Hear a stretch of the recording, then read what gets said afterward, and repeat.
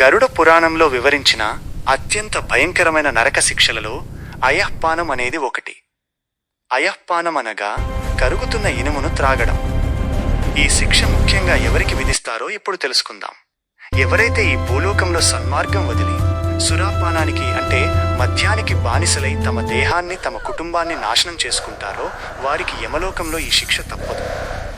అంతేకాకుండా ఇతరులను మోసం చేసి దొంగిలించిన ధనంతో ఎవరైతే మత్తు పదార్థాలు సేవిస్తారో ఆ మదంతో తోటి వారిని హింసిస్తారో వారికి కూడా ఇదే గతి పడుతుంది. పాపాత్ముడు మరణించిన తరువాత యమకింకరులు అతడిని నరకానికి లాక్కు వెళతారు. అక్కడ భగభగ మండే అగ్నిగుండంలో ఇనుమును వేసి అది ఎర్రగా మరిగేలా కరిగిస్తారు. ఆ పాపిని కదలనివ్వకుండా బంధించి అత్యంత వేడిగా ఉడుకుతున్న ఆ ఇనుప ద్రవాన్ని బలవంతంగా వారి నోట్లో పోస్తారు.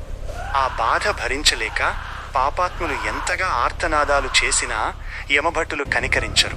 అక్కడ ప్రాణం పోయే అవకాశం లేదు కాబట్టి ఆ నరకయాతనను అణువణువునా అనుభవించాల్సిందే. తప్పు చేసిన పెదవులకు, వ్యసనాలకు బానిసైన నాలుకకు ఇంతకంటే ఘోరమైన శిక్ష ఉండదు.